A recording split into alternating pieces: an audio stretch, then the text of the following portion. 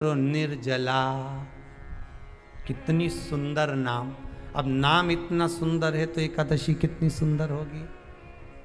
अब एकादशी इतनी सुंदर होगी तो जिस दिन तुम व्रत करोगी एकादशी का तो तुम कितनी सुंदर होगी। जितनी एकादशी होती है 26 की 26 एकादशी का अगर आप वर्णन करेंगे, 26 की 26 एकादशी का यदि आप स्मरण करेंगे तो एक एक एकादशी का अगर नाम स्मरण करें तो कितना कितना सुंदर। चैत्र के महीने में 2 एकादशी, कामदा पाप मोचन, बैसाख में 2 वरुथनी मोहिनी, ज्येष्ठ महीना अपरा निर्जला, आषाढ़ योगनी देवशवनी, श्रावण महीने की कामिका पुत्रदायिनी, भादो महीने की अजा परिवर्तनी, अश्विनी महीने की इंद्रा पापकुशा, कार्तिक महीने की रमा प्रबोधनी, मार्गशीर्ष मास की उत्पन्ना और मोक्षदा, पौष महीने की सफला और पुत्रदा, माघ महीने की परतिला और जया, फागुन महीने की विजया और आमल की एकादशी, अधिक मास की पद्मनी और परमा। सुंदर नाम है। अब इस नाम से पहचान करो, निर्जला। कितनी सुंदर नाम। अब नाम इतना सुंदर है तो एकादशी कितनी सुंदर होगी।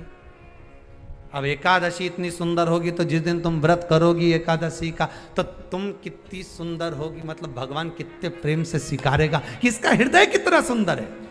ऊपर की सुंदरता मत देखो साहब, व्रत करने से भीतर की सुंदरता।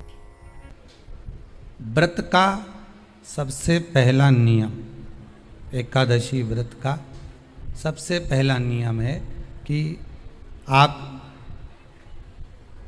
जिस दिन व्रत करो उसके एक दिन पहले भक्ति का संचार इस हृदय में कर लो।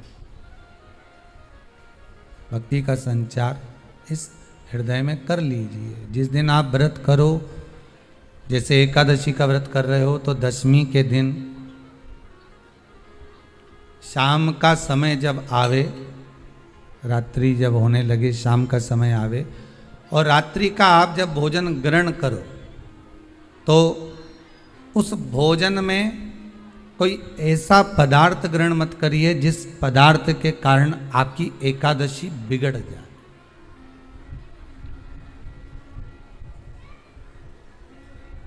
कोई बेकार भोजन हमें ग्रहण नहीं करना। श्रेष्ठ भोजन ग्रहण करिए दशमी के। और एकादशी का दूसरा नियम बहुत ध्यान से सुनिएगा। जिस दिन आपकी एकादशी का व्रत हो उस दिन प्रयास करिएगा कि अपने हाथ से किसी भी वृक्ष की कोई पत्ती टूटे ना।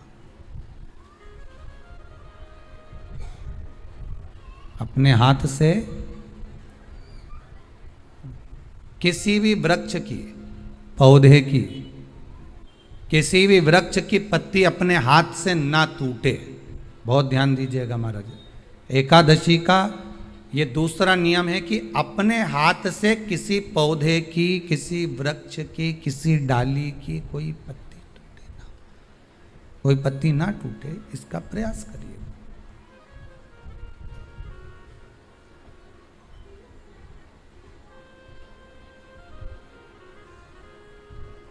कितना सुंदर व्याख्यान कहा है, कितना सुंदर वर्णन है महाराज कि मात्र एकादशी का व्रत कर लेने पर, मात्र एकादशी का व्रत कर लेने पर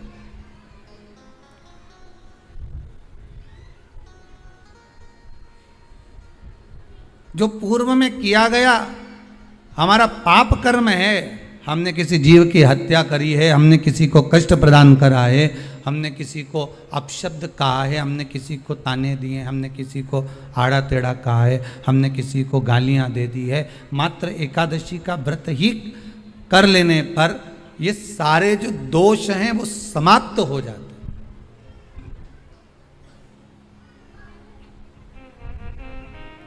सारे दोष हमारे समाप्ति पर आ जाते हैं।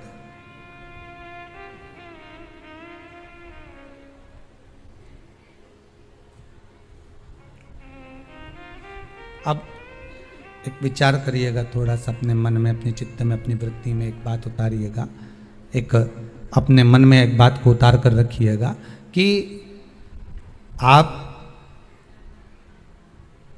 अपने पाप को, अपने पाप कर्म को जिस दिन छिन्न करने वाले हो, समाप्त करने वाले हो, अपने पाप को आप जिस दिन समाप्ति पर लेकर जा रहे हो, तो उसके एक दिन पहले आपको प्रसन्नता होना चाहिए कि नहीं होना चाहिए कि कल मेरा पाप कटने वाला है, कल मेरा पाप समाप्त होने वाला है,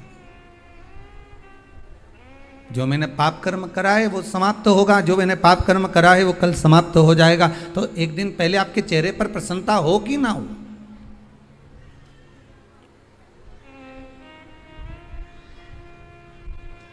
और चेहरे पर वो प्रसन्नता आपके आना चाहिए कि कल मेरा एकादशी का व्रत है, आज दशमी है, कल एकादशी का व्रत है, तो कल मेरी जब एकादशी का व्रत रहेगा तो मेरा ना जाने कितना कितना पाप, कितना कितना असत्य, कितना कितना झूठ, कितना कितना प्रपंच वो समाप्त हो जाएगा। इसमें मुझे प्रसन्नता हो, इसमें मुझे आनंदता हो।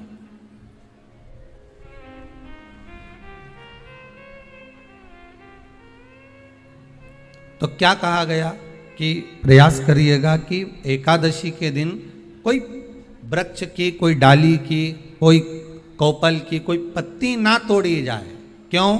तो कहा अगर उस पत्ती को हम तोड़ देते हैं, वृक्ष की पत्ती को या क्यारे में लगी हुई कोई डाली की पत्ती को हम तोड़ देते हैं, तो एकादशी का पुण्य फल प्राप्त नहीं होता, एकादशी का कोई फल हमारे खाते में नहीं जाता, पुण्य फल प्राप्त। अब फिर भले तुम चाहे तुमने मोरधन खाया हो, चाहे तुमने फिर चिप्स खाई हो, चाहे तुमने फिर व्रत का कितना ही सामान खा गए हो और तुमने सोचा कि आज मेरी एकादशी है, तो फिर उसका कोई फल प्राप्त नहीं है, उसका कोई सुख प्राप्त नहीं है आपको, फिर उसका कोई आनंद प्राप्त नहीं है आपको, फिर उसमें कोई आनंद की अनुभूति आपको नहीं मिल रही है।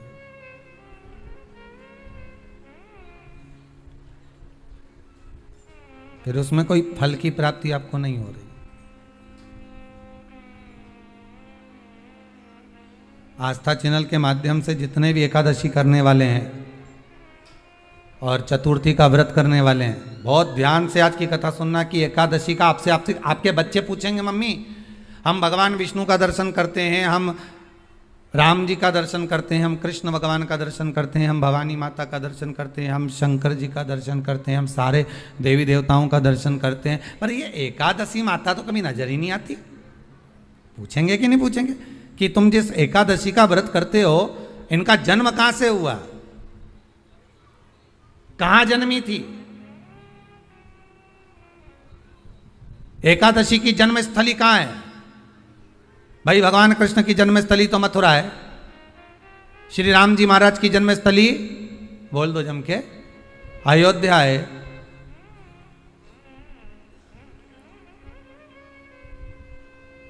कोई आपसे पूछ ले कि एकादशी की जन्मस्थली कहाँ है, तो आधे लोग तो बाल खुजाने में लग जाएंगे कि एकादशी आखिर पैदा कहाँ हुई थी, जन्म कहाँ लिया था, इसका जन्म हुआ कहाँ था, कहाँ जन्मी थी ये?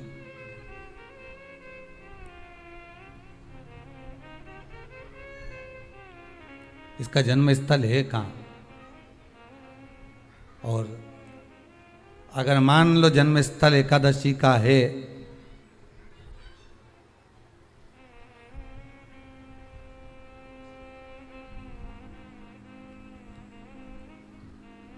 और एकादशी अगर जन्मी है, उसका जन्म हुआ है और दुनिया के लोग इतना व्रत करते हैं, उपवास करते हैं, तो फिर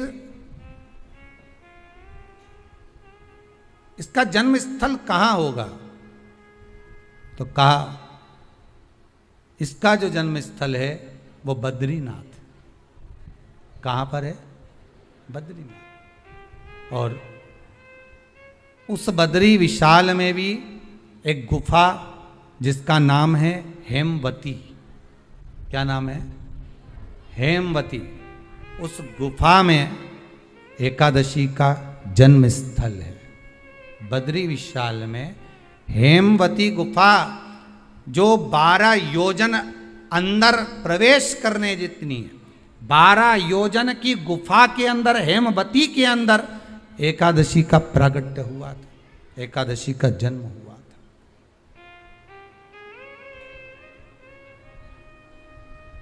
अब तो बता सकते हो ना कि कोई पूछे कि राम जी का जन्म अयोध्या में हुआ, भगवान कृष्ण का जन्म मथुरा में हुआ, और कोई पूछ ले आपका जन्म कहाँ हुआ था, अपन कह सकते ना सीहोर में हुआ हमारा।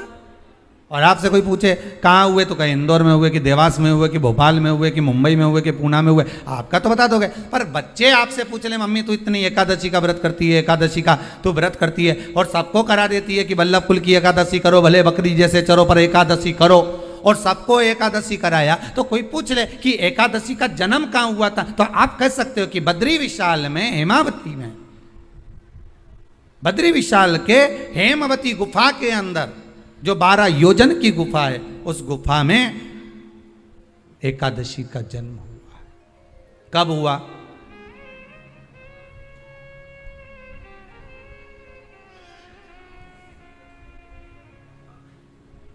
जन्म होने का कारण, राम जी के जन्म होने का कारण था रावण का संहार।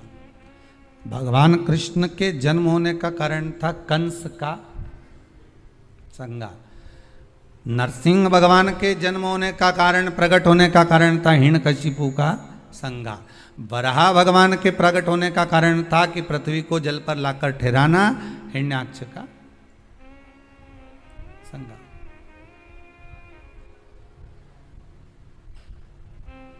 तो फिर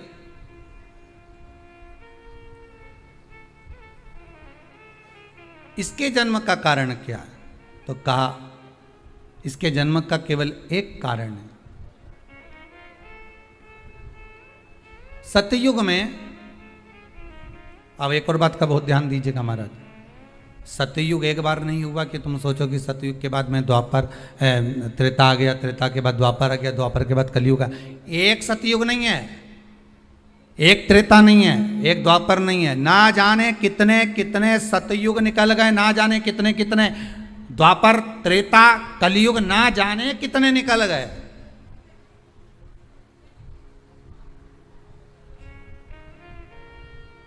और आप और हम जैसे भी इस पृथ्वी पर ना जाने कितने, अरे जम के तो बोलो, निकल गए। पृथ्वी वहीं की वहीं है, जिस मकान में रहते हो वो मकान भी वहीं की वहीं है।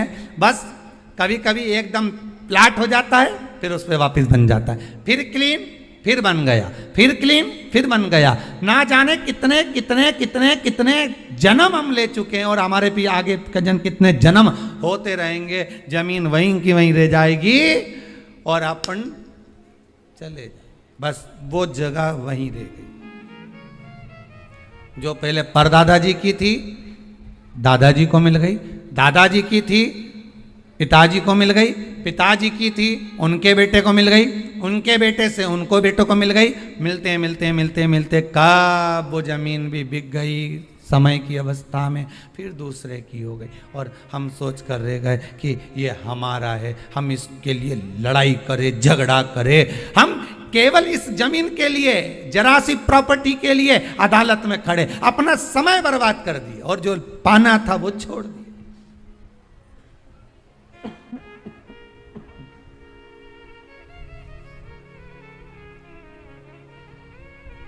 जो पाना था वो छोड़ दिया हमने।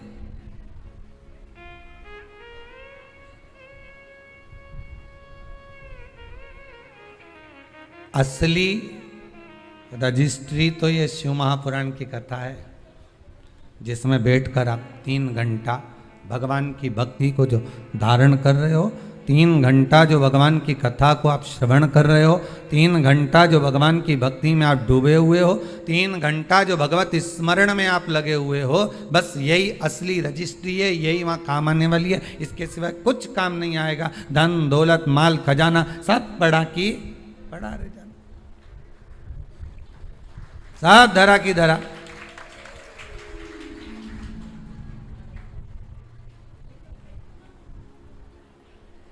रह गया। वो एक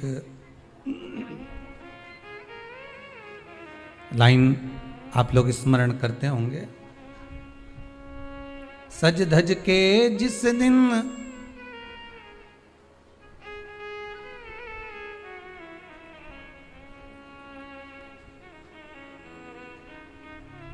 सज धज के जिस दिन मौत की शहजादी आएगी, न सोना काम आएगा न चांदी आएगी।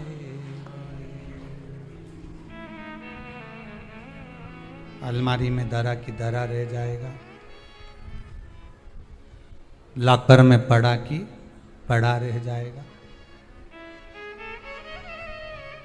लॉकर में पड़ा की पड़ा है, अलमारी में धरा की धरा है। कपड़े भी सारे घड़ी बने की बने रखे, कपड़े भी धरे की धरे रह गए और सब पड़ा रह गया। कि छोटा सा तू कितने बड़े अरमान हैं तेरे, मट्टी का तू सोने जैसे मान है तेरे। मट्टी की काया एक दिन मट्टी मिल जाएगी, न सोना काम आएगा न चांदी आएगी, न सोना काम आएगा न चांदी आएगी। सज धज के जिस दिन मौत की शहजादी आएगी, ना सोना काम आएगा ना चांदी आएगी, ना सोना काम आएगा ना चांदी आएगी। सब पड़ा रह जाएगा, धरा की धरा रह जाएगा, सब पड़ा की पड़ा रह गया, जीव चला गया। झगड़ा करा, लड़ाई करी, विवाद करा, खूब झगड़े पर मिला क्या? इतनी सी जमीन है, इतनी।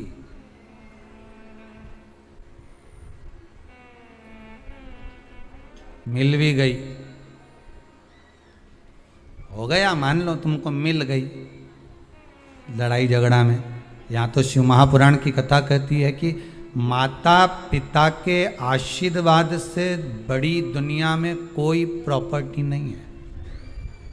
माता पिता के आशीर्वाद से बड़ी दुनिया में कोई दौलत नहीं है। कि जिस घर में माँ बाप की इज्जत नहीं होती, उस घर में देखना कभी बरकत नहीं होती। सही प्रॉपर्टी, सही जमीन, सही जायदाद, सही धन, सही दौलत, सही संपदा तो माता पिता का आशीर्वाद है।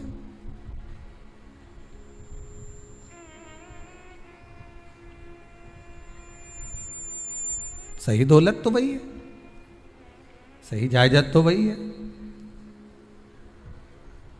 अब प्रयास करना एकादशी के दिन कोई पत्ती ना टूटे। अगर आपको तुलसी के दल की भी जरूरत है तो आप दूसरे से कह सकते हो कि मुझे तुलसी का दल ला दे।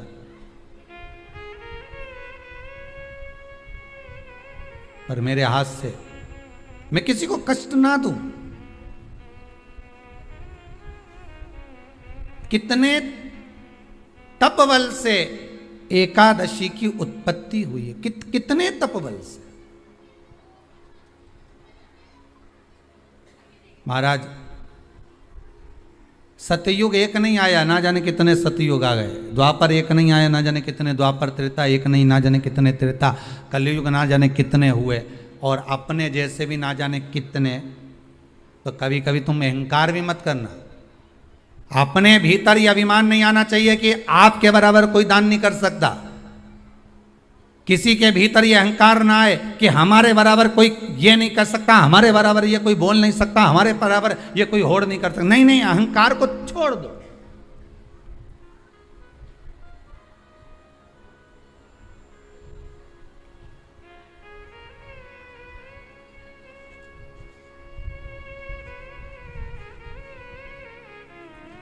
इस भारत की भूमि पर, इस भारत माता की गोद में अगर वीर भी जन्मे तो ढेर वीर जन्मे, कोई एक नहीं। कोई एक सोचे कि मेरे बराबर कोई और नहीं कर सकता, नहीं नहीं, ना जाने कितने। इस भारत माता की गोद में अगर दानी भी जन्मे तो ना जाने कितने, कोई ये ना सोचे कि मेरे बराबर कोई दान नहीं कर सकता। इस भारत माता की गोद में सुंदर भी जन्मे तो इतने, कोई ये ना कह सकता है कि मेरे बराबर कोई सुंदर नहीं है। और इस भारत माता की गोद में कलाकार भी जन्मे तो इतने, कोई ये नहीं कह सकता कि इसके बराबर कोई नहीं। इस भारत माता की गोद में कथाकार भी ढेर जन्मे, कोई ये नहीं कह सकता कि इसके बराबर कोई नहीं। भगवान ने पैदा करा, अभिमान नहीं होना चाहिए, अहंकार नहीं होना चाहिए। ना जाने कितने हों,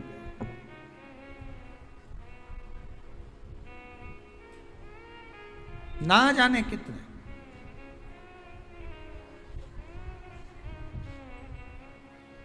बस हो सकता है सतयुग, त्रेता, द्वापर, कलयुग भी जो अनेक हुए तो हम भी अनेक होंगे, हम भी ना जाने कितने होंगे। सतयुग की कथा है। सतयुग में एक नाड़जंग नाम का एक असुर हुआ। देखिए, एकादशी के जन्म की कथा शायद आपने जिंदगी में कभी सुनी ना सुनी जीवन में, पर इस जीवन में मनुष्य की देह प्राप्त कर कर अगर आप शंकर की शिव महापुराण की कथा सुन रहे हो तो एक एक संवाद को अपने जीवन में उतार कर रखना, जिससे कई माताएं कहती है गुरुजी पहले हम ये चीज नहीं जानते थे, पर आपसे श्रवण कर कर ही तो कुछ मिलेगा। आने वाली पीढ़ी को हमको ज्ञान देना है। सियोर वाला महाराज तो 3 घंटा 2 बजे से 5 बजे तक आस्था चैनल पर, फेसबुक पर, यूट्यूब पर कथा बाज देगा। इसके बाद जवाबदारी आपकी है। कथा सुनने के बाद जवाबदारी आपकी है कि आपके बच्चों को शाम को भोजन कराते समय, आप रात्रि को अपनी बहन से बात करते समय, आप रात्रि को अपने रिश्तेदारों से बात करते समय उनसे भी प्रश्न कर सकते हो, क्यों आज तूने कथा सुनी थी? आज अपने एकादशी के जन्म की कथा सुनी कि एकादशी कब पैदा हुई, एकादशी का जन्म कब हुआ, कौन सी जगह पर जन्मी थी। अपने को मालूम था कि राम जी कहाँ जन्मे, अपने को मालूम था भगवान कृष्ण कहाँ जन्मे, अपने को मालूम था नरसिंह भगवान कहाँ जन्मे, पर अपने को एकादशी का जन्म कहाँ हुआ ये नहीं मालूम था। आप अपनी बहन से, अपने रिश्तेदारों से बात कर सकते हो। 3 घंटे की कथा तो आप यहां श्रवण कर लेते हो आस्था चैनल के माध्यम से, फेसबुक और यूट्यूब के माध्यम से। इसके बाद की जवाबदारी आपकी है कि इस कथा का प्रसाद आप किस किस को दे रहे हो। आप कथा का फोन लगाकर किस किस को बोल रहे हो कि 2 बजे से 5 बजे तक कथा आ रही है, सुनो। व्रत शिव महापुराण की कथा है। व्रत उपवास जो अभी तक करते आए हैं उसी को सुन रहे हैं कि अब कैसे करना चाहिए। करते तो आए पर उसको करना कैसे। कहां जन्म ले लिया तो कहा महाराज बद्रीनाथ में। कब जन्मी एकादशी? एकादशी का जन्म कब हुआ तो कहा एक नाड़ाजंग नाम का सुर था, राक्षस, जिसके पुत्र का नाम था मुर। क्या नाम है? मुर। मुरदैत्य। ये मुरदैत्य इतना विशालकाय था, इतना विशालकाय था, रहने वाला चंद्रावती नगर का था। कौन से नगर में रह रहा था? चंद्रावती नगर। बड़ा विशालकाय।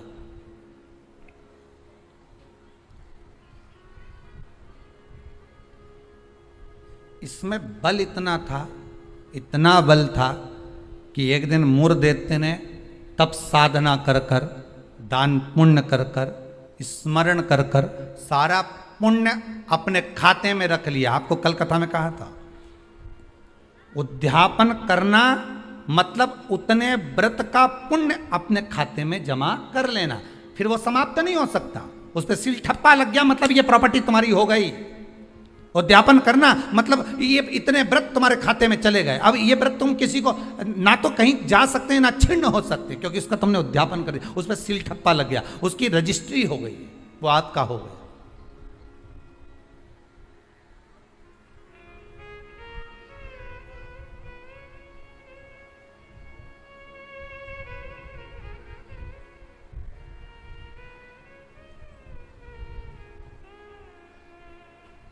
अब मुरदैत्य बड़ा बड़ा उपद्री था, बड़ा उपद्री, इतना उपद्री, पर साथ में वो दान भी बहुत करता था, साथ में वो पुण्य भी बहुत करता था, सत्कर्म बहुत करता था। हाँ, पर ये सब कुछ करने के साथ में वो पाप भी बहुत करता था।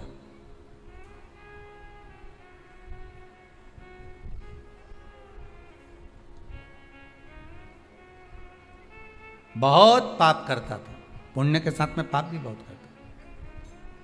होता है व्यक्ति पुण्य के साथ में पाप कर भी देता है। शंकर जी के मंदिर में लोटा भर के पानी चढ़ाने गया और मन में विचार कर कर गया, बताओ अपने आप को कैसी इत्र आ रही है। दूसरे को देख के अपन तुरंत उसी समय पे पाप कर दिया। बताओ अपने आप को कितनी इत्र आ रही। अरे अरे वो इतरारे इतरान दे, तू तो अपना शंकर जी के जल चढ़ाने, हरि ओम बोलने, नमः शिवाय बोलने अपने घर जा। तेरे को क्या करना कि इतरारी ने कहीं कर रही, वो करे करे सो करना।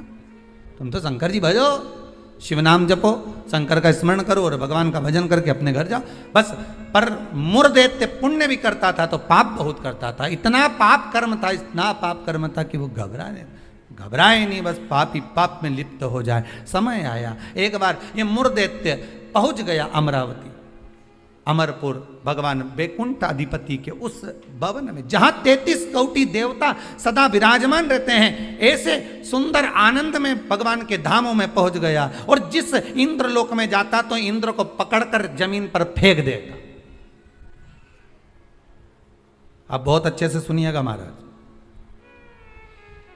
देवता ऊपर जब युद्ध करते थे और युद्ध के मैदान से नीचे गिरते थे तो मृत्यु लोक में नहीं आते थे।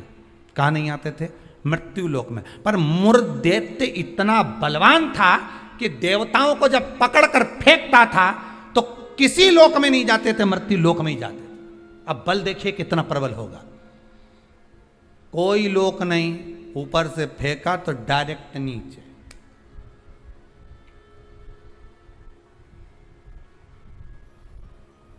सीधे नीचे।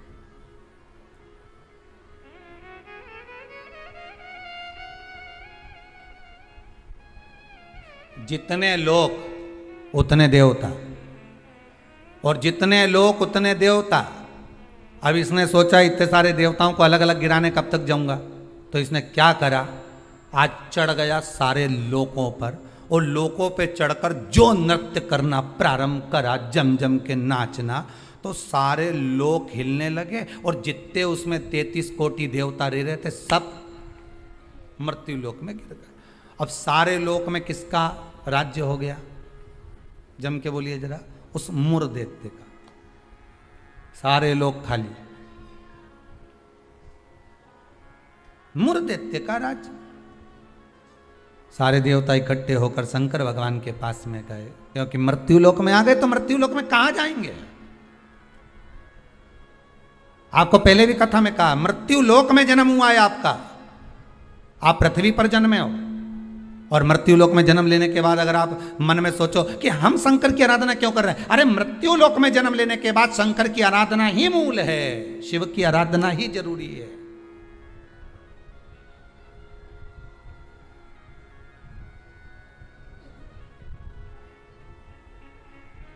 कहां जाएं, किससे कहें?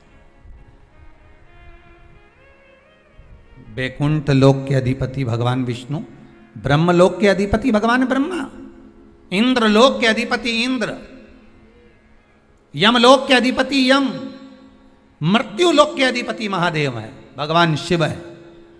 और अगर आप मृत्यु लोक में रह रहे हो तो आपके जीवन में अगर दुख है, तकलीफ है, कष्ट है, रोग है, बीमारी है, तकलीफ में हो तो शंकर की शरण में जाइए। सारे 33 कोटि देवताओं का चरित्र एकादशी के जन्म की कथा कर रही है, पद्म पुराण की कथा कर रही है, स्कंद पुराण की कथा कर रही है, शंकर की पावन कथा कर रही है कि देवता जब मृत्यु लोक में आ गए और मृत्यु लोक में आने के बाद उनको जब कष्ट हुआ, किसी देवता के पास नहीं गए, सबसे पहले शंकर जी के पास गए, क्योंकि जो करीब में होता है उसी को पुकारा जाता है।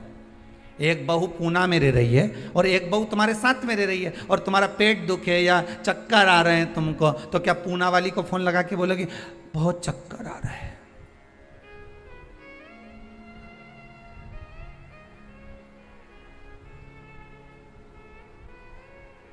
पूना वाली आएगी?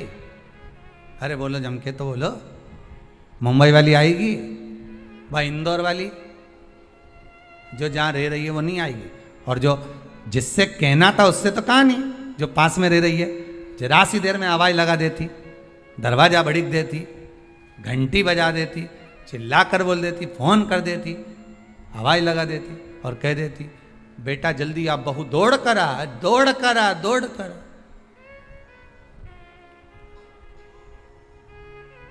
बोलो आती कि नहीं आती? कितना भी झगड़ा हो, कितनी भी लड़ाई हो गई हो, तो भी किसी को तकलीफ में है तो ऐसी कोई बहू नहीं होती जो दौड़ कर ना आए। तकलीफ में होगी, भले कितना भी झगड़ा कराओ, कितनी भी लड़ाई करियो, कितना भी विवाद हो, दौड़ के आ गए और आई तुरंत। क्या हो गया मम्मी? बस मेरे को चक्कर आ रहा है। अब तुमने पूना वाली को बुलाया, इंदौर वाली के बुलाया, बड़नगर वाली के बुलाया, ने पीपर ठौन वाली के बुलाया, ने नीमच वाली के बुलाया, सब क्या बुलाया तुमने, पर तुमने उसको नहीं बुलाया जो पास में थी।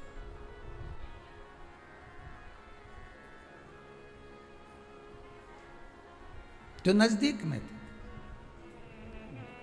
मृत्यु लोक में जब देवता नीचे गिर गए तो इनके नजदीक में कौन थे? भगवान शंकर। जब शंकर भगवान नजदीक में थे तो सारे देवता शिव जी के पास दौड़ कर गए, भोलेनाथ जी के पास दौड़ कर जाकर हर हर महादेव, हर हर महादेव, हर हर महादेव। जैसे ही हर हर महादेव बोला, शंकर भगवान के नेत्र खुल गए। शिव जी ने पूछा कैसे आना हुआ ये तो बताओ। कहा महाराज जी ये वो मुर दैत्य ने हम सबको नीचे पटक दिया। अच्छा तो फिर क्या चाहते हो? बस उस मुर दैत्य का संहार कर दो। शंकर भगवान बोले मुर दैत्य का संहार मैं करूंगा?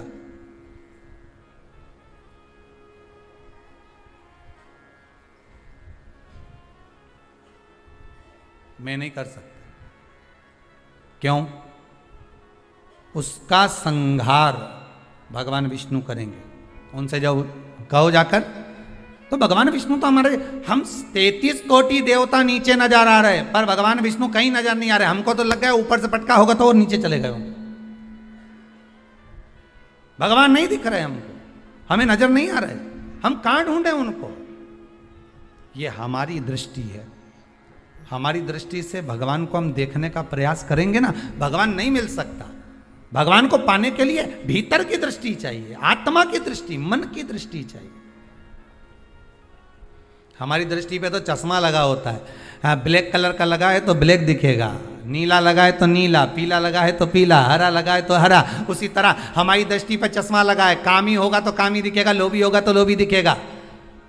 चोर को चोर नजर आता है, साहूकार को साहूकार नजर आता है, बेईमान को बेईमान नजर आता है, ईमानदार को ईमानदार नजर आता है, धर्मात्मा को धर्मात्मा नजर आता है, पुण्यात्मा को पुण्यात्मा नजर आता है। साहूकार को साहूकार दिखेगा, ईमानदार को ईमानदार दिखेगा, ढोंगी को ढोंगी नजर आएगा, पापी को पापी नजर आएगा, कपटी को कपटी नजर आएगा।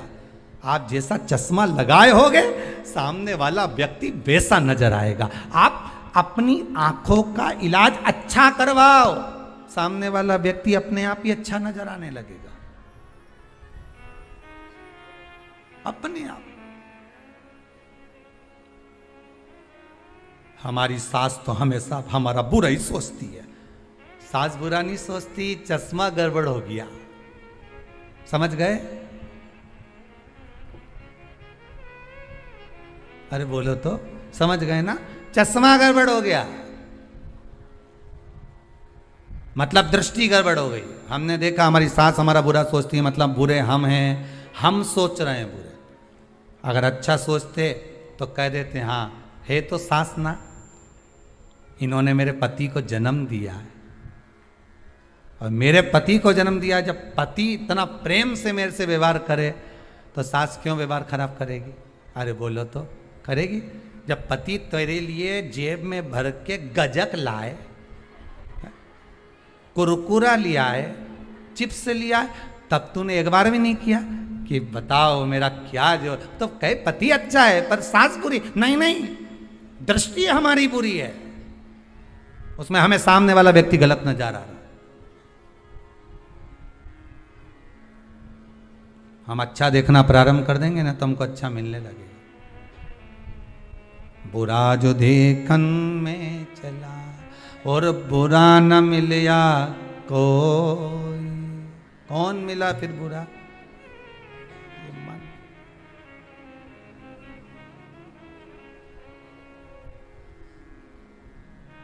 इस मन को बुरा कहा। मैं नहीं मार सकता मुर्दैत्य को, भगवान विष्णु मारेंगे। भगवान विष्णु कहाँ मिलेंगे? क्षीर सागर में शयन कर रहे हैं, जाइए। सारे देवता पहुंच गए क्षीर सागर। प्रभु कृपा करिए। भगवान विष्णु ने पूछा क्या हुआ? वो मुर्दैत्य ने आक्रमण कर रखा है, सबको उठा उठा के पटक दिया, एक भी नहीं बचा, सारे लोग खाली पड़े। अच्छा फिर मां कौन बैठा? तो क्या मुर्दैत्य बैठा अकेला? हाँ,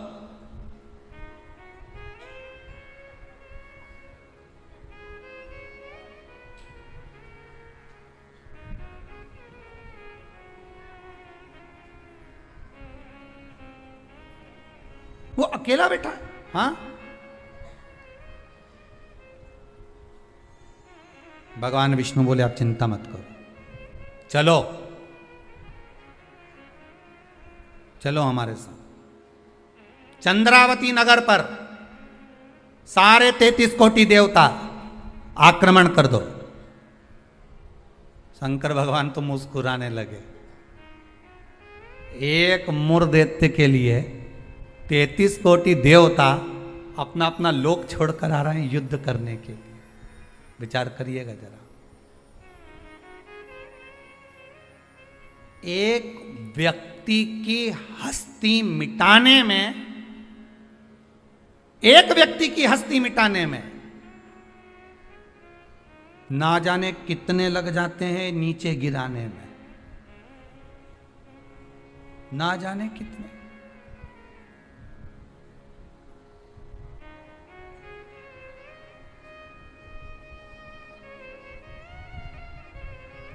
जब व्यक्ति मर जाता है तो दुनिया के लोग रोते हैं, बेचारा मर गया। और जो मर गया उसको वापिस जिंदा कर दे भगवान तो फिर खो जाते हैं, फिर उठ गया, वापिस उठ गया। फिर ना जाने कितना मेहनत करेगा, कितना कमाएगा, ना जाने कितनी बिल्डिंग बना लेगा, ना जाने कितना धन जोड़ लेगा। खो गए, मरा तो रो गए। संसार का नियम है। एक व्यक्ति की, मुर्दैत्य की मात्र हस्ती को मिटाने के लिए सारे आ गए, पर 33 कोटि देवता 15 मिनट नहीं लगे मुर्दैत्य को। 15 मिनट में मुर्दैत्य ने सारे देवताओं को हिला दिया, भाग गए। सारे 33 कोटि देवता भाग गए। तब भगवान विष्णु अकेले युद्ध के मैदान में थे, अकेले युद्ध के मैदान। और अकेले भगवान विष्णु जब युद्ध के मैदान में युद्ध प्रारंभ करा, भगवान ने उठाया सुदर्शन चक्र और भगवान ने उठाकर सुदर्शन चक्र को फेंका। मुर्दैत्य के जितने जितने असुर थे, जितने राक्षस थे, सबका संहार करने के लिए फेंका। फेंक तो दिया, सारे जितने असुर थे वो मर भी गए, पर मुर्दैत्य इतना प्रबल था कि उसने एक फूंक मारी, सबको जीवित कर दिया। भगवान विष्णु आश्चर्य में पड़ गए, गजब गजब। ये एकादशी के जन्म की कथा है।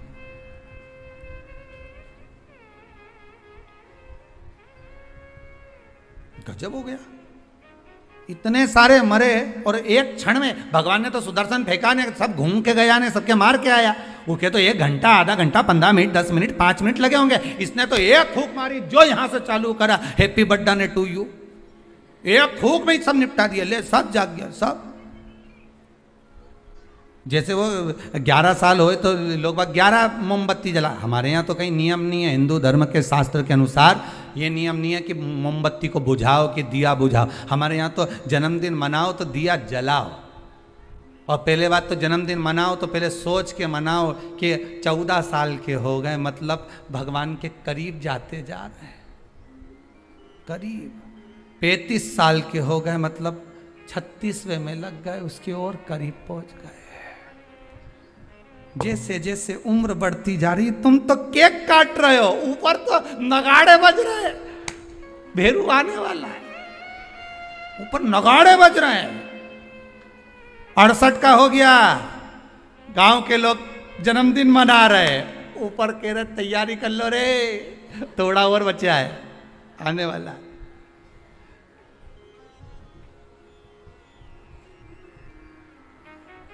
कई लोग पूछते हैं तो गुरुजी क्या हम जन्मदिन नहीं मनाए? हमने कहा मनाओ। तो आप तो ऐसा बोलते हो। हमने कहा जन्मदिन मनाना मतलब हम तो समझ जाते हैं कि ये जन्मदिन इसलिए मना रहे हो क्योंकि तुम्हें खुशी है भगवान के पास जाने की, इसलिए मना रहे हो कि अब हम भगवान के और करीब हो गए, हम और करीब हो गए, हम और करीब हो गए। अरे जन्मदिन आता जाए तो विचार करते जाओ कितने साल निकल गए। ना राम नाम लीनो ओ तूने भरी जवानी में, तो डूब के मर जा रे चुल्लू भर पानी में। अरे काहे जन्मदिन मनाओ तो विचार करिए कि हमारा जन्मदिन हम क्यों मना रहे हैं, किस लिए मना रहे हैं, कहाँ जा रहा है, हमारा समय निकले चले जा रहा है। ना राम गाए ना कृष्ण गाए ना शंकर का स्मरण करा, यूं ही गवा दिया। और बच्चा कुचा था तो जन्मदिन आदि रात को मेन रोड पे गाड़ी को खड़ा करके बोनट पे केक रख के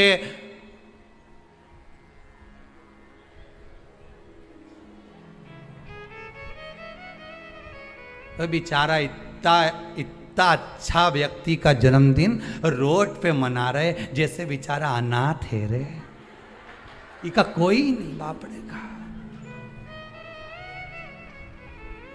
उसके घर में उसकी मम्मी है, उसके घर में उसके पिताजी हैं, उसके घर में उसका भाई है, उसके घर में पूरा परिवार है, और जन्मदिन कहां मना रहा है? रोड पे। हैप्पी बर्थडे टू यू, क्योंकि अनाथ है तो जन्मदिन रोड पे मन रहा है। अगर अनाथ नहीं होता तो जन्मदिन उसके माता पिता को खड़े रखकर मनाते कि इस माता ने जन्म दिया है तेरे जैसे बेस्ट फ्रेंड को, इसको जन्म दिया है, इस माता ने मेरे दोस्तों को जन्म दिया। खुश होते कि माता पिता ने जन्म दिया। सबसे पहले जन्मदिन पर अगर पूजन करना है तो माता पिता के गले में माला पहनाओ कि इनने तुम्हें जन्म दिया है, तुम्हारे जैसा व्यक्ति इसने पैदा किया है, तुम्हारे जैसे जीव को इसने जन्म दिया है। तुम्हें जो दोस्त मिला, तुम्हें जो फ्रेंड मिला, जो तुम्हें, समझ गए, भेरू के भेरवी ने भेरवी के भेरू मिल गया। तो जिसने जन्मदिन की खुशी उनके सामने मना।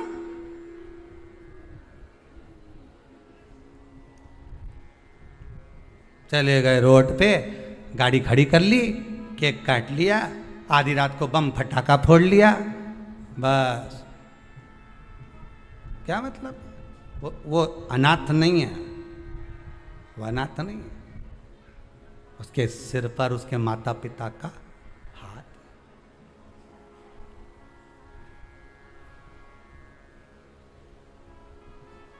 ने एक फूंक मारी केक की, सारी मोमबत्ती बुझा दी। और इस मुर्देते ने एक फूंक मारी ने जितना गिरा पड़ा था नहीं सबके जगा दिया एक ही में।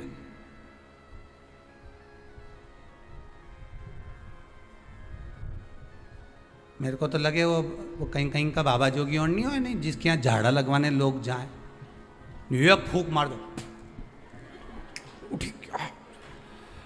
तो ये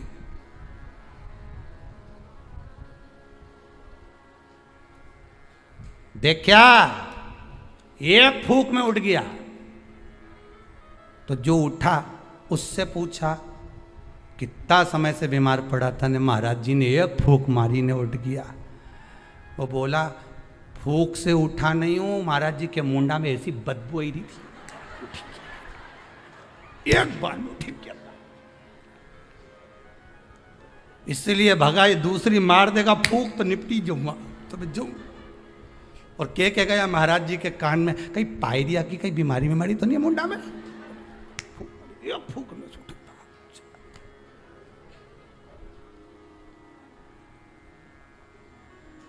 अब अभी महाराज जी ने उसको मारी थी, अब महाराज जी खुद के मार के देखो,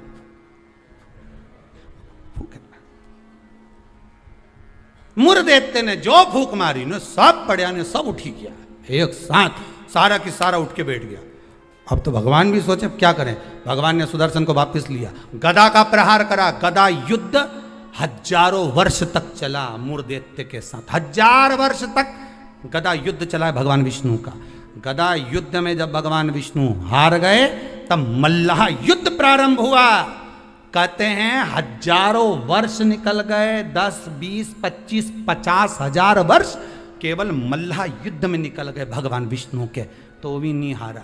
आखिरी में भगवान विष्णु की हापड़ी थोड़ी ऊंची।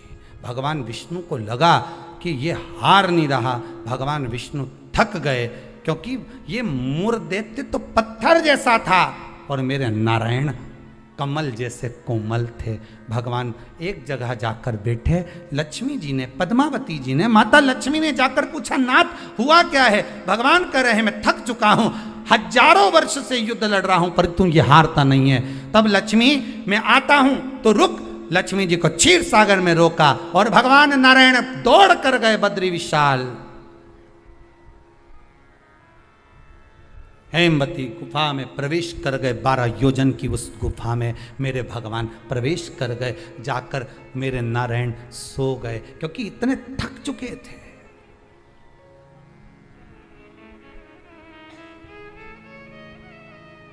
इतने थक गए थे। और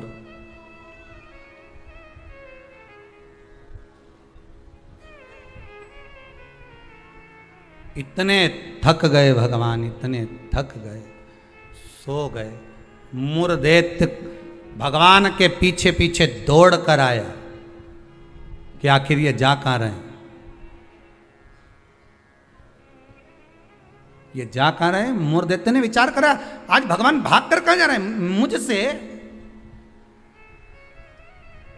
केवल वो काल्यावन को देखकर भगवान युद्ध का मैदान छोड़कर नहीं भागे थे। यहाँ मूर दैत्य को देखकर भी भगवान युद्ध का मैदान छोड़कर भागे थे। भगवान का नाम था रणछोड़ राय। कहाँ जा रहे हैं, किस जगह जा रहे हैं? जा रहे चले।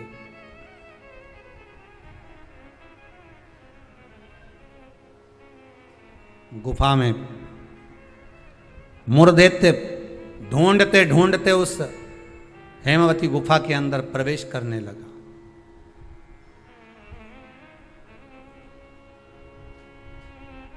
वहां पर हेमवती गुफा में जैसे ही प्रवेश करा, उस समय पर पाप पुरुष, कौन सा पुरुष है? पाप। व्यक्ति का जो पाप होता है, जब वो पुण्य वाली जगह पर जाता है, सत्कर्म वाली जगह पर जाता है, तो उसका जो पाप पुरुष है, उसका जो पाप है, वो उसके सामने आकर खड़ा हो जाता है। बहुत ध्यान देना।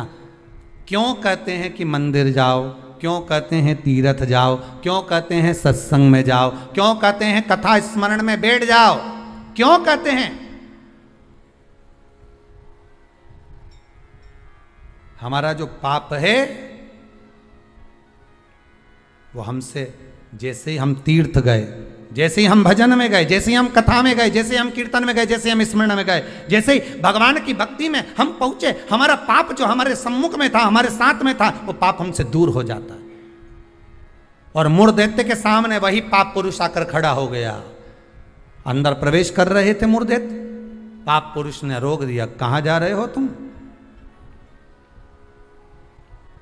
तुम्हें मालूम नहीं तुम कहां प्रवेश कर रहे हो? तुम्हें ज्ञात नहीं है क्या? ज्ञात है।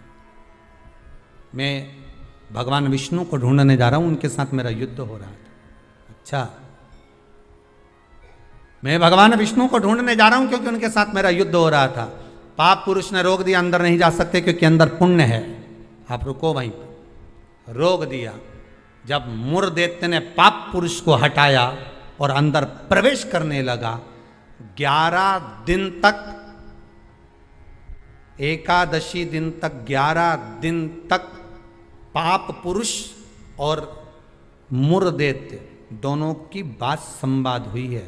पाप सामने है, मूर दैत्य प्रवेश कर रहा है, बीच में पाप अड़ा पड़ा है। और वहीं बस उस 11 दिन में क्या हुआ कि 11 दिन में भगवान विष्णु के शरीर से एक स्त्री ने जन्म ले लिया। एक कन्या ने, एक स्त्री ने, एक नारी प्रकट हो गई। नारी प्रकट। मार्गशीर्ष मास कृष्ण पक्ष एकादशी के जन्मदिन की तारीख बता रहा है।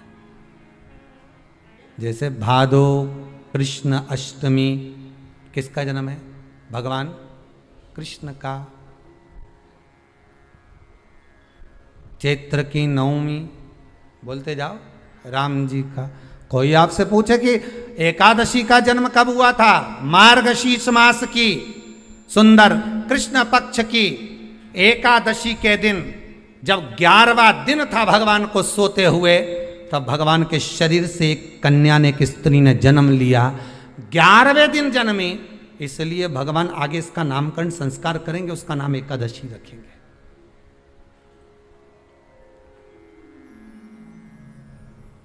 इसी को कहते उत्पत्ति एकादशी, उत्पन्ना एकादशी। प्रकट हो आप पुरुष ने देखा कि कोई कन्या आ रही, बड़ी सुंदर है, बड़ी सरल, बड़ी अच्छी दिख रही है। और पाप पुरुष ने देखा इतनी सुंदर कन्या, इतना सुंदर उसका स्वरूप।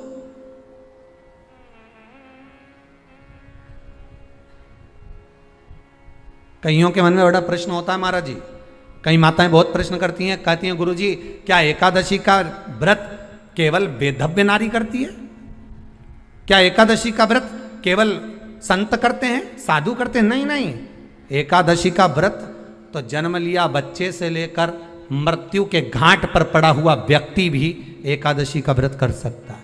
अपनी एकादशी स्वयं करो, मरने के बाद दूसरे लोग एकादशी दें, उससे अच्छा है कि अपना अकाउंट में खुद जमा करते चलो। तो बुरे वक्त में थोड़ा बहुत कहीं ना कहीं अपने का यमदूत आ गया, यमराज आ गया और उसने कहा लाओ एकादशी दो, अब तुम तो इंतजार में बैठी कि अभी 12वां तो हम दो। तो क्या 12वां के कहीं करेगी? तो क्या 12वां के हमारा छोरा उन्हें एकादशी देगा? तुम खड़े रहो। अब वो 10 दिन तक तो इंतजार करा। गरुड़ पुराण में लिखा है, जीवात्मा के जब प्राण छूटते हैं, किसी के प्राण छूटे, प्राण छूटने के 10 दिन तक जीवात्मा घर की अटारी पर रहती है। अब 10 दिन के बाद तो जाएगी। अब तुम तो कह रही अभी रुक जाओ रे, अभी कहाँ जा रहे हो? अभी एकादशी मेरे को मिलेगी, हमारा छोरा देगा, बहू देगी, बड़ी बहू देगी, छोरा देगा, पोता देगा, पोती देगी, नाती देगा, पंती देगा। और पंडित जी जब बैठे संकल्प दिलाया, बोलो तुम्हारे दादाजी के कितनी एकादशी दोगा? तो क्या हमने 5 दी, कोई कि हम 14 दी, कोई कि हम 10 दी, कोई कि हम 3 दी, कोई कि हम 2 दे दिए। तो कहीं दादाजी कहीं भिखारी था? ये दादाजी की कथा नहीं, अपनी कथा। अपन क्या भिखारी है जो दूसरे की एकादशी लेकर जाएंगे?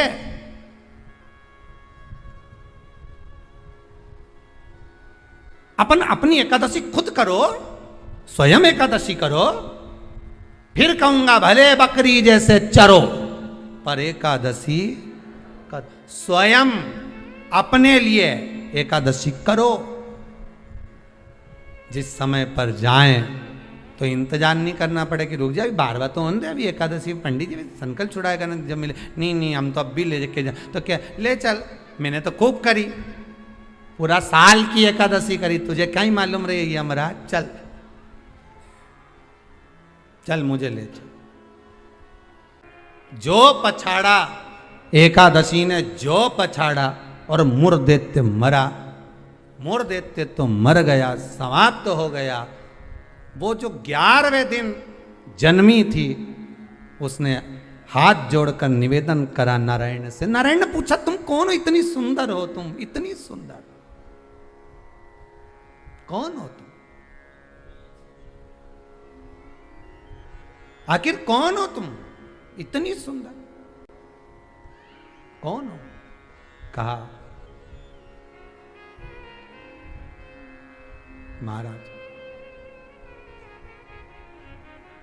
भगवान विष्णु से कह रही है, मैं आपके शरीर से प्रकट हुई। 11 दिन तक आप विश्राम करें, आपका हृदय, आपका चित्त, आपकी वृत्ति से मैं प्रकट हूं। भगवान ने कहा तू 11वें दिन जन्मी है, मैं तुझे एकादशी नाम देता हूं। मांग तुझे क्या चाहिए, मांग ले तुझे क्या चाहिए, क्योंकि तूने मुर दैत्य को मारा है जो कोई देवता नहीं मार पाए। बोल तुझे क्या? सारे देवता जहां हार गए थे वहां तू प्रकट होकर तूने संहार किया। मांग तुझे क्या चाहिए? एकादशी ने भगवान विष्णु से कहा, नाथ प्रभु वर दे दो, मृत्यु लोक में जो मनुष्य मेरा व्रत करेगा, चाहे जलचर, थलचर, वायुचर या सांसारिक मनुष्य, मेरा अगर एकादशी का व्रत करेगा, प्रभु उसके यहाँ धन धान्य वैभव सुख संपदा बढ़ेगी और उस जीवात्मा को नरक नहीं भोगना पड़ेगा, सीधे वैकुंठ का उसको वास मिलेगा। जब जीव आत्मा को लेकर चला जाएगा, यम के दूत जब बंदी बनाकर ले जा रहे होंगे उस जीवात्मा को, जिसके प्राण छूटे होंगे, यम के दूत जब बंदी बनाकर ले जा रहे होंगे, तब मुझे वर दो कि मैं इसका हाथ पकड़कर बेतरनी से पार उतार कर सारे नरकों से निकालती हुई आपके धाम में लेकर आऊं। भगवान ने वर दे दिया, तथास्तु। हे एकादशी सुनो, मृत्यु लोक का मनुष्य अन्न का त्याग कर कर, क्योंकि अन्न में एकादशी के दिन पाप पुरुष रहता है, अन्न का त्याग कर कर एकादशी के दिन जो मनुष्य तुम्हारा व्रत धारण करेगा, उस व्रत को करेगा और उस व्रत को धारण करेगा, उसकी मनोकामना पूर्ण होकर वो मेरे ही धाम को जाएगा। ये तो हुआ एकादशी के जन्म की कथा। तो अब तुमसे कोई पूछे तो बता देना, एकादशी का जन्म कहाँ हुआ था, एकादशी का जन्म किस गुफा में हुआ था, एकादशी का जन्म कौन से महीने में हुआ था, एकादशी का जन्म कौन सी एकादशी को हुआ था, ये सब वर्णन आज की कथा में अपन ने श्रवण करा। एकादशी का बहुत सारा चरित्र रह गया है। एकादशी के 18 नियम है। कितने नियम है? 18। उसमें से 2 नियम बताए थे आपको पत्ती टूटने तक का। कितने रहेगा भैया? 16 नियम कल की कथा में लेंगे। चतुर्थी की कथा भी रह गई, वो भी कल की कथा में लेकर आगे प्रवेश करेंगे। कितना सुंदर लिखा रहता है एकादशी का। जब हम व्रत करते हैं तो शिव महापुराण की कथा में, व्रत शिव महापुराण की कथा जो हम श्रवण कर रहे हैं, स्कंद पुराण, पद्म पुराण, नारद पुराण, कुर्म पुराण, इन पुराणों में जब हम ग्रहण करते हैं, ज्ञात करते हैं, तो हमको मालूम पड़ता है कि व्रत करने से पहले, हमारे एक दिन पहले भी हमारा सोच, हमारी वृत्ति, हमारा मन, हमारी दृष्टता, हमारी चित्तवृत्ति जो भी है, हमारी दृष्टि जो भी है, वो शुद्ध होना चाहिए।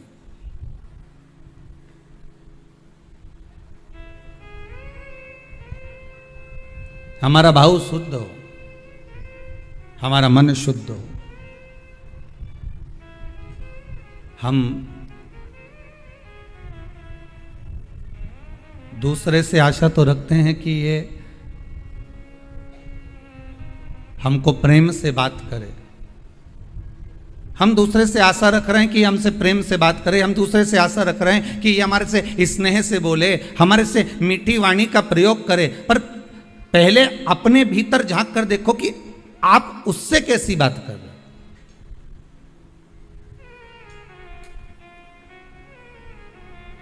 पहले भी कथा में कहा, आज फिर कहते हैं, प्रेम दोगे तो प्रेम मिलेगा। जो आपके पास में है वो आप लुटाना प्रारंभ कर दीजिए। आपके भीतर अगर अहंकार है तो आप अहंकार लुटाना प्रारंभ कर दीजिए। आपके भीतर अगर कपट है तो आप कपट लुटाना प्रारंभ कर दीजिए। सामने वाला स्वयं कपटी हो जाएगा। आपके भीतर अगर झूठ है, प्रपंच है, तो झूठ और प्रपंच लुटाना प्रारंभ कर दीजिए। सामने वाला अपने आप झूठ और प्रपंची हो जाएगा।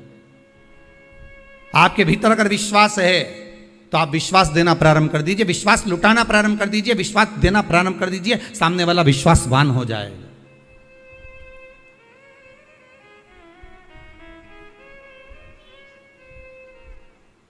सामने वाला स्वयं विश्वासवान हो जाएगा।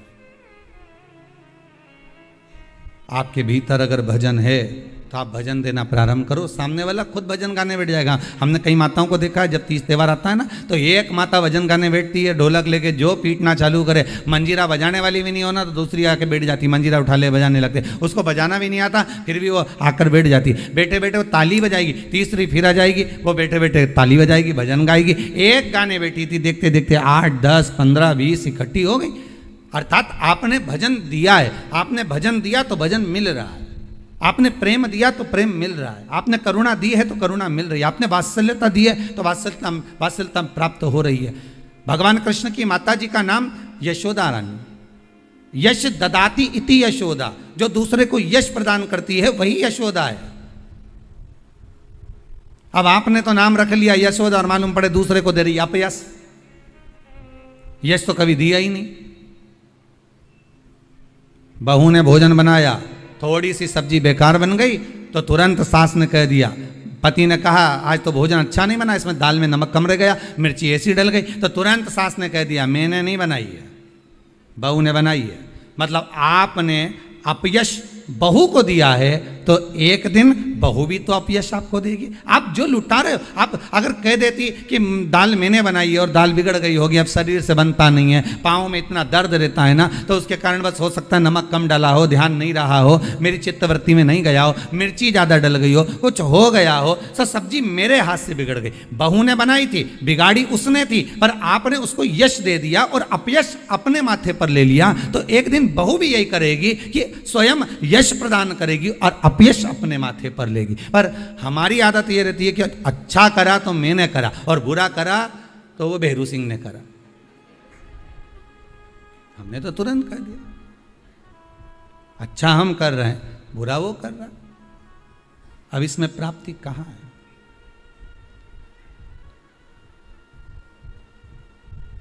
इसमें सुख का भान कहां है? आप अच्छा देने का प्रयास करो तो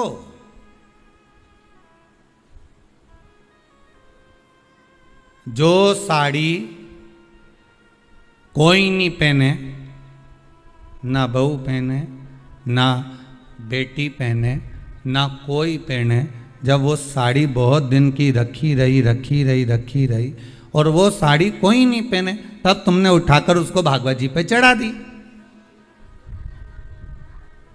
और आशा क्या रख रही हो कि भागवत मैया ऐसी कृपा करजे हमारी झोली खुशी से भर दीजिए।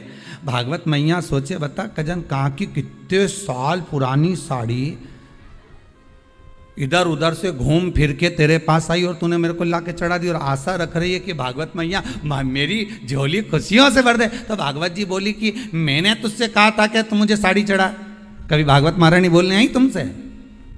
कभी भागवत महारानी ये कहने आई कि मेरे को साड़ी चढ़ा, कि मुझे आभूषण चढ़ा, कि मुझे रतन चढ़ा, कि मुझे माणिक चढ़ा, कि मुझे सोना चांदी चढ़ा? भागवत कभी नहीं कहने आई कि मुझे ये चढ़ाना। भागवत तो ये कहती है कि तुलसी का दल हो तो समर्पित कर दो, और वो भी नहीं है तो मेरे चरणों में आकर बैठ जाओ, नमन कर लो। जब आखिरी में कथा विराम होगी तो तुलसी का दल व्यास जी महाराज तुम्हारे हाथ में पकड़ा ही देगा। तो भागवत तो ये कहती है कि प्रेम का एक पत्ता भी दिया जाए, स्नेह का एक चावल भी दिया जाए तो भगवान स्वीकार कर लेता है। प्रेम और स्नेह से भगवान स्वीकृत करता है, प्रेम और स्नेह से भगवान बढ़ा लेता है। प्रेम स्नेह से रिटर्न बढ़ा थोड़ा सा। प्रेम का अगर भाव होगा, प्रेम अगर आपके पास में है तो आपको मिलेगा, और अगर प्रेम नहीं है तो मिलेगा। जो होगा आपके पास में वो दे दीजिए।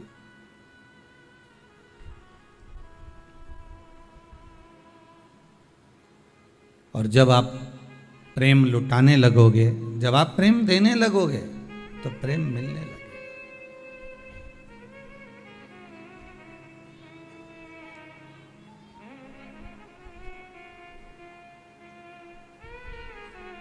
शिव बहुत सरल भाषा में समझ लीजिए, बहुत अच्छे से समझ लीजिए। शंकर भगवान ने अपनी जटा में गंगा जी को रखा और सारे विश्व के उद्धार के लिए, संसार के उद्धार के लिए शंकर भगवान ने वो गंगा पृथ्वी पर भेज दी। अब शिव जी ने आपको क्या दिया है? जम के बोलो, क्या दिए? जटा में से गंगा। आप शंकर जी को क्या दे रहे हो?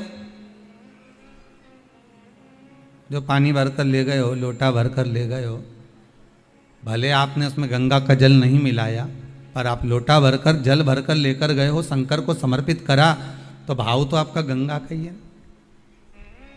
कि हम शिव जी को गंगा का जल समर्पित कर रहे हैं। भाव तो आपका वही है। आप भले ना दिए हो पर भाव आपका वही है। शिव ने गंगा दी, आपने शंकर को गंगा दी। रामेश्वरम जाकर करा क्या आपने? केवल गंगा का जल ही तो समर्पित करा है शिव। क्योंकि भोलेनाथ ने, विश्वनाथ ने, शंभू ने आपको प्रदान करा था तो आपने उनको दिया है।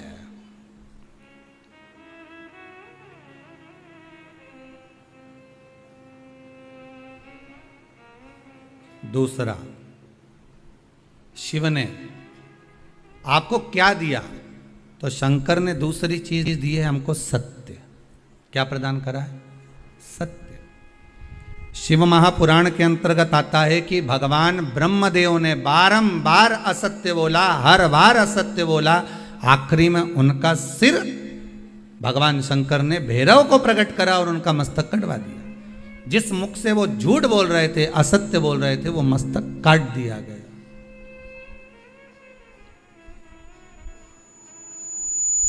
वो मस्तक काट दिया गया जिससे वो असत्य बोल रहे थे, जिससे वो झूठ बोल रहे थे।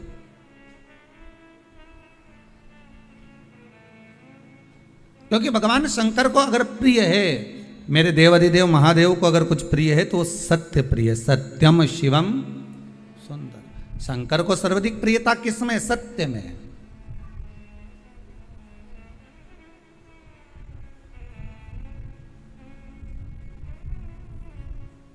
सतनाम कहो भोलेनाथ कहो, भोलेनाथ कहो, भोलेनाथ कहो। सत्य में शिव है और जहां शिव है वहां जीवन अपने आप सुंदर है। सत्य शिव ने दिया है। कब दिया? जब सती मैया राम जी की परीक्षा लेकर आई, और परीक्षा लेकर आने पर राम जी की परीक्षा लेकर जब भगवान शिव के पास पहुंची और शंकर भगवान ने पूछ लिया, क्यों सती तुम नीचे गई थी मृत्यु लोक में, तो मृत्यु लोक में जाने के बाद अपने राम जी जो घूम रहे थे उनकी परीक्षा ली, पर सती ने असत्य बोल दिया कि मैंने कोई परीक्षा नहीं ली। शंकर भगवान ने ध्यान लगा कर देखा कि सती मैया सीता जी का रूप रख कर गई हैं और राघव जी की परीक्षा ले रही हैं। तब शंकर भगवान का हृदय निचोड़ गया, शंकर भगवान का हृदय कचोट गया।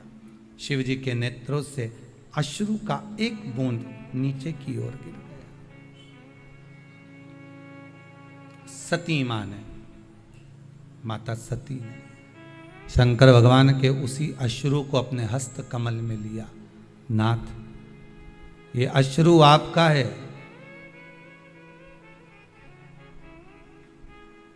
सती, आप इस अश्रु की हकदार नहीं हो।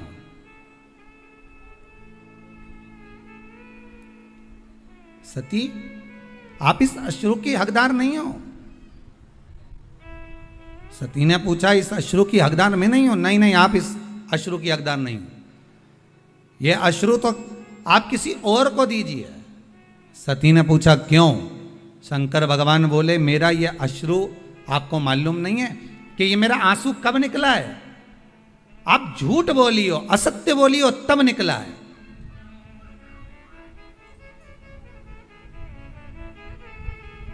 आपने असत्य कहा है, आपने झूठ कहा है, इसलिए मेरा अश्रु निकला है। सामने वाला व्यक्ति जब झूठ बोलता है, असत्य बोलता है, तो उसके सामने जिससे वो असत्य बोल रहा है, जिससे वो झूठ बोल रहा है, और उसको ये मालूम है कि सत्य नहीं है ये, तो उसके नेत्र से जो अश्रु निकलता है वही सत्य है, वही सत्य। शिव के नेत्र से जो निकला है वो सत्य है। सती मैया से कहा, इस अश्रु को आप नहीं रख सकती क्योंकि आपके पास में नहीं रह सकता, आप झूठ बोल दियो, आप असत्य बोल दियो।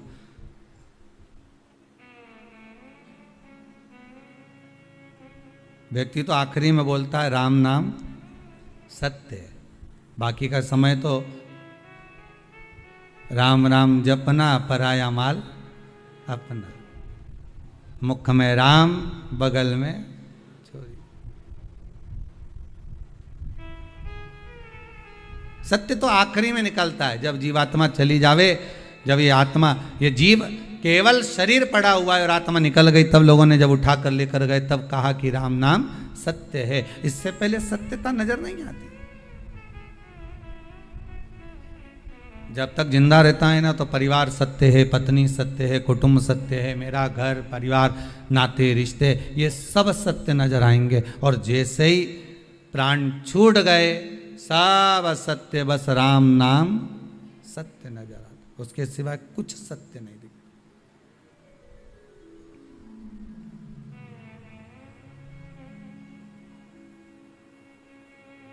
उसके सिवा कोई सत्यता नहीं।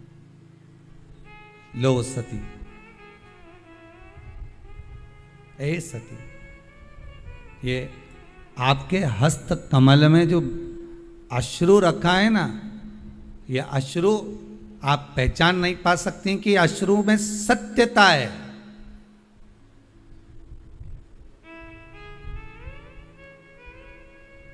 इस अश्रु को आप जान नहीं पाओगे।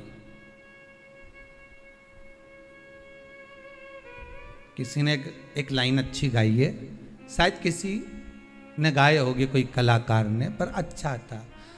हजारों तरह के ये होते हैं आंसू, अगर दिल में गम हो तो रोते हैं आंसू, और खुशी में भी दामन भिगोते हैं आंसू। अब अश्रु भी हजार तरह के होते हैं। एक हो सकता है कि प्रसन्नता का भाव आ जाए, तब आपकी आंख में आंसू आ जाए, मेरे बेटे का जॉब लग गया, मेरा बेटा ठीक हो गया, आज मेरा पुत्र ठीक हो गया। आज कोई माताएं थी, कह रही थी मेरा बेटा 5 साल से जो बीमार चल रहा था, बाबा की ऐसी कृपा हो गई, वो ठीक हो गया, वो श्रेष्ठ हो गया।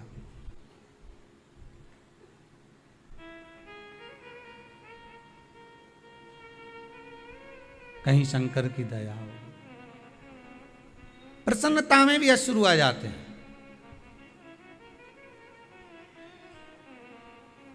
जिससे मिलने के लिए बहुत समय से तरस रहे हो, बहुत समय से जान रहे हो, अगर वही माता पिता कुटुंब कबीला जिससे स्नेहता है वो सम्मुख आ जाए तो भी आंसू आ जाते हैं।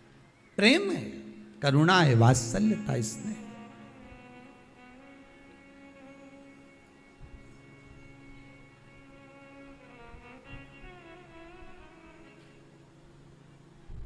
ये वात्सल्यता है, यही प्रेम है। सती इस अश्रु का मोल तुम नहीं जान सकोगे। अश्रु वापिस दे दीजिए हमको। सती मैया कहती है मैं अश्रु वापिस नहीं कर सकती आपको, पर ये सत्य का अश्रु है, और सत्य का अश्रु इतनी देर तक कोई धारण नहीं कर सकता। सियोर वाला महाराज भले गला चिल्ला चिल्ला के बोल दे कि आप सत्य बोलो, सत्य बोलो, सत्य बोलो, पर तुम कथा में 3 घंटा सत्य बोल लोगे, बाकी की जगह पर तुम 2-4 घंटा सत्य बोल लोगे, पर फिर जैसे ही मोबाइल हाथ में आया, कानों पे लगाया, फिर झूठ चालू। क्या कर रही हो? बस घर के लिए निकल गई, और मालूम पड़े बैठी तो यहीं थी, और असत्य निकलना प्रारंभ हो गया। फिर वो असत्य प्रारंभ हो गया। सत्य को प्रमाण नहीं चाहिए साहब, पर असत्य को प्रमाण चाहिए। जो झूठ बोलने वाला होता है ना, वो बार बार कहता है लाओ प्रमाण दो, लाओ प्रूफ दो, अभी दो, अभी मैं चले जाऊं, अभी मैं बता दूं, अभी मैं ये कर दूं, लाओ प्रूफ दो। असत्य को प्रमाण चाहिए, सत्य को प्रमाण की जरूरत नहीं पड़ती भाई। अभी मैं ये कर देता, सत्य को प्रमाण नहीं चाहिए। सत्य सत्य। सती, ब्रह्मदेव ने असत्य बोला, भगवान शंकर ने तुरंत भैरव को प्रकट करा, और काल भैरव को प्रकट होकर कहा काट दो ब्रह्मा जी का सिर जिससे वो असत्य बोल रहे हैं, काटो इसका सिर। नख तोड़ा, ब्रह्मदेव का सिर कट गया, क्योंकि झूठ बोल रहे थे। असत्य से ब्रह्मा जी का सिर कट सकता है, तो झूठ बोलने से, असत्य बोलने से हमारा पुण्य कट नहीं सकता। पाप बढ़ेगा और पुण्य कटेगा, पुण्य भी तो समाप्त होता है। हमने पहले कथा में कहा था, आज फिर कहते हैं, आप 24 घंटे सत्य मत बोलो, परंतु कम से कम दिन भर में 1 घंटा तो ऐसा बना लो कि मैं 1 घंटा सत्य बोलूंगी। पर वो 1 घंटा किसी को बताना मत कि मैं इसी घंटे में सत्य बोलूंगी, नहीं तो मालूम पड़े कहीं का आकर बहू पूछ ले, क्यों मम्मी सही बताना, मेरे प्रति क्या सोच रही बैठे बैठे, और सास ने जो सत्य बोल दिया तो हो गया कल्याण। वो बताना भी मत को कौन से घंटे में तुम सत्य बोलने वाली हो।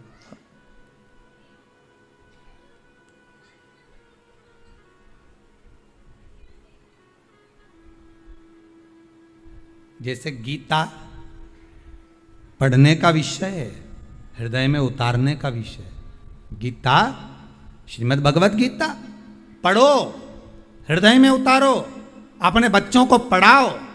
क्यों? क्योंकि आज अगर आपके बच्चे गीता को पढ़ लेंगे तो आपके बच्चों को अदालत में खड़े होकर गीता पर हाथ नहीं रखना पड़ेगा। गीता पढ़ने का विषय है, गीता हृदय में उतारने का विषय है। श्रीमद् भगवत गीता को अपनी चित्तवृत्ति में, अपने मन में अगर हमने उतार लिया तो हमारे घर के बच्चों को कभी अदालत में जाकर खड़े होकर गीता पर हाथ नहीं रखना पड़ेगा। अगर गीता का स्मरण करा है तो, श्रीमद् भगवत गीता का मनन चिंतन करा है तो।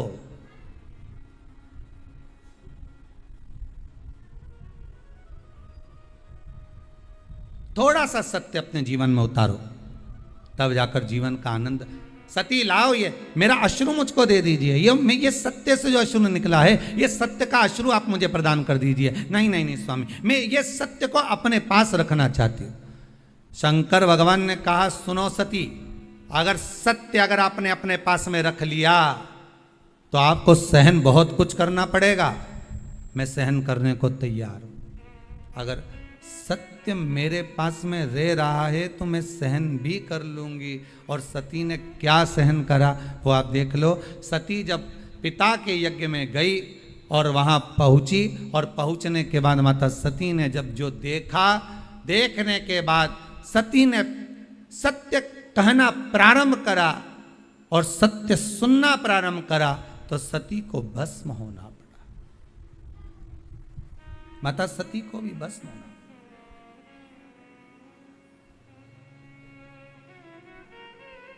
बड़ा कठिन है महाराज।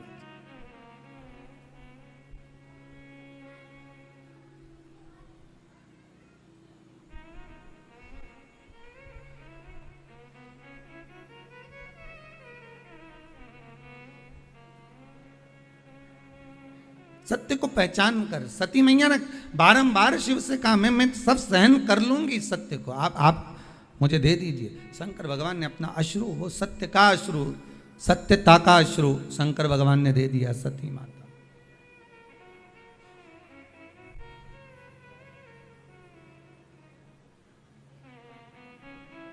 और सत्य जब माता सती के हृदय चित्त में समाहित हो गया, सत्य जब माता सती के हृदय चित्त में विराजमान हो गया, तब फिर सती शिव के चरणारविंद का स्मरण कर कर अपने प्राणों को त्याग दी, भस्म हो गई। बस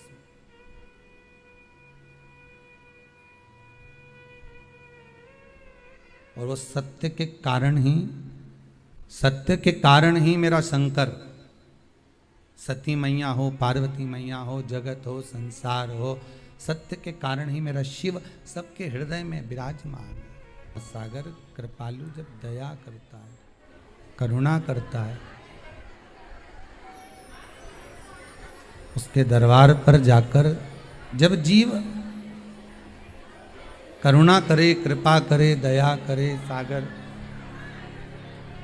ये शिव ही कर सकता, कोई दूसरा नहीं कर सकता। सत्य शिव को प्रिय है, सत्य शिव को प्रिय है। और जब शंकर भगवान को सत्य प्रिय है तो उस शिव को अगर कुछ देना है तो ब्रह्मदेव को सत्य ही देना था।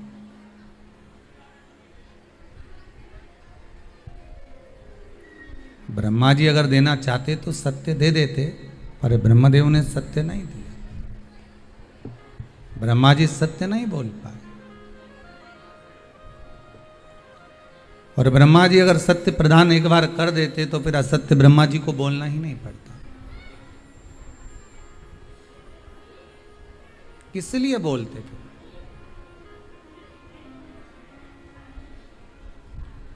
द्वादशी की मृत्यु दीजिए, द्वादशी को दाग वृंदावन की लकड़ी दीजिए, दीजिए दोनों।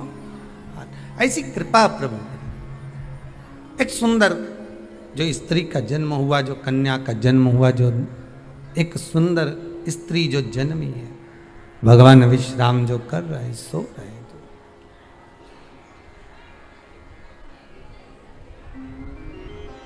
प्रकट हो गए। एकादशी का जन्म मार्गशीर्ष मास कृष्ण पक्ष एकादशी उत्पन्ना, उत्पत्ति एकादशी प्रकट। पाप पुरुष एकादशी को देखा, भाग गए। कितना सुंदर व्याख्यान वर्णन है, जरा ध्यान दीजिएगा कि मात्र एकादशी का दर्शन ही पाप पुरुष ने करा और वो भी भाग गया। घर में अगर कोई एक व्यक्ति एकादशी का व्रत करता है तो उसके घर में पाप प्रवेश नहीं करता। ये देखिए कितना सुंदर व्याख्या। पाप पुरुष भागा। मुरदैत्य सामने खड़ा था। जैसे ही सुंदर स्त्री को देखा, मुरदैत्य ने हाथ आगे बढ़ाया। इतने में एकादशी माता ने तुरंत जो हाथ का धक्का दिया कि मुरदैत्य ने जैसे देवताओं को नीचे पटका था, वैसे ही मुरदैत्य भी भूमि पर गिर पड़ा। बहुत ध्यान देना, अगर आप किसी को नीचे गिरा रहे हो तो अपनी भी तैयारी पूरी कर कर रखना कि तुम भी कहीं ना कहीं नीचे गिरोगे, आज नहीं तो कल। आप किसी के लिए खड्डा खोद रहे हो, तैयारी कर रखना, एक दिन आपके लिए भी तैयारी होता है। घर में एक बूढ़े पिताजी रहते थे, तो पत्नी ने कहा तुम्हारे पिताजी बहुत खांसते हैं, बच्चों को पढ़ने में तकलीफ होती है, एक काम करो इनको माली के कमरे में ठहरा दो, चौकीदार वाले। चौकीदार के कमरे में पिताजी को, हाँ, फिर रोटी वोटी भोजन वोजन क्या करेंगे, मैं यहाँ से सब भेज दूंगी, तुम चिंता मत करो। पिताजी को चौकीदार के कमरे में ठहराओ, एक घंटी लगा दो, पिताजी घंटी बजाएंगे, मैं यहाँ से सामान भेज दूंगी। ठीक है।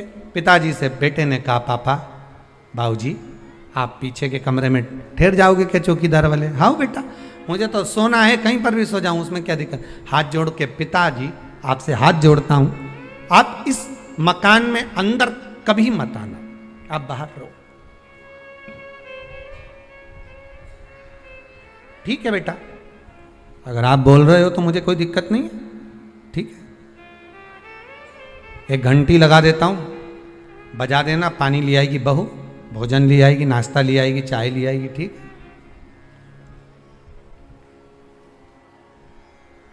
घंटी लगा दी, पिताजी घंटी बजाते, बहू सामान भेज देती। एक दिन पिताजी ने घंटी नहीं बजाई, बेटे ने कसम दी थी अंदर मत आना मकान। बेटा शाम को आया, पत्नी से पूछा क्यों, पिताजी को चाय भोजन नाश्ता वगैरह दिया? पिताजी ने घंटी नहीं बजाई, हो सकता उनके पास रखा होगा। बेटा शाम के समय पिता के कक्ष में जाकर देखता है पिता पलंग से जमीन पर पड़े हुए थे। पूछा, जल का छींटा दिया, बेहोशी में पिता थे, उठे, क्या हो गया पिताजी? पिताजी बोले प्यास लगी। पानी नहीं पिया क्या आपने? भोजन नहीं किया? नहीं, मैंने खूब घंटी बजाई पर कोई सामान लेकर नहीं आया। बेटे ने घंटी बजाकर देखी तो घंटी नहीं बज रही थी। पिताजी घंटी तो बज नहीं रही है। पिताजी बोले मुझे लगता है घंटी के तार को ऊंदरा ने कतर दिया होगा, चूहे ने कतर दिया होगा, इसलिए घंटी नहीं बज रही होगी। बहू का दोष नहीं है बेटा। बेटा बाप को पानी पिलाता, इतने में बाप चला गया, मर गया, प्राण छूट गए, अंतिम संस्कार हो गया। 10 दिन पूर्ण हो गए, सफाई होने लगी। घर में 2 बच्चे थे छोटे छोटे। जब माँ सफाई कर रही थी तो घर के दोनों बच्चे ने, एक ने तार को घड़ी बनाया, जेब में रखा, एक ने घंटी को अपनी जेब में रखा। माँ ने पूछ लिया क्या कर रहे हो? बच्चे चिल्ला कर दौड़े, घंटी जेब में रख रहे हैं। क्यों? जैसे आपने दादाजी के लिए घंटी लगाई थी, आपकी बहू आपके लिए लगाएगी, उसकी तैयारी कर रहे हैं। ये उसकी तैयारी है। जैसा करोगे वैसा भरोगे। किसी के ऊपर उंगली उठाओगे, ये बाकी की उंगलियां आपकी साइड जाएगी, एक दिन आप पर भी उंगली उठाई जाएगी। कि किसी के लिए अपयश करोगे, एक दिन अपयश आपको भोगना पड़ेगा। किसी के लिए आप शब्द बोलोगे, वो शब्द आपको भी झेलना पड़ेगा। किसी के लिए बुरा करोगे, बुरा आपको भी झेलना पड़ेगा। मत बुरे कर्म कर बंदे, वरना पछताएगा। भगवान की आंखों से तू बच नहीं पाएगा, तू बच नहीं पाएगा। कब तक बचोगे? किसी कपटी के साथ कपट करोगे ना, चल जाएगा, पर किसी भोले के साथ, सीधे के साथ, जिसने आपके साथ पूर्ण विश्वास करा, उसके साथ अगर कपट कर गए तो जिंदगी नरक जैसी जाएगी, नरक से भी। भोला है कोई घर में, आपके परिवार में कोई सीधा है, भोला है, बहुत सरल है, किसी के बीच में नहीं बोलता, उसके साथ अगर आप कपट करोगे तो आपको रोना तो बहुत पड़ेगा साहब, बिलखना तो पड़ेगा बहुत। अब एकादशी ने धक्का दिया, नीचे गिर गया। कहते हैं 1 वर्ष लग गया था उस मूर दैत्य को उठने में, जो धक्का एकादशी ने मारा था। कई एकादशी ऐसी रे, एक धक्का जो मारे नहीं तो अच्छा निपटी जाए। पाप कपट छल बेईमानी प्रपंच ये तो उठे ही नहीं दादा एकादशी के दिन, ये सब दुबक के बैठ जाए। आज एकादशी है, आपने बोलना ही नहीं। ऐसे हर एकादशी पे एकादशी आ जाए तो तुम काय बोले उससे?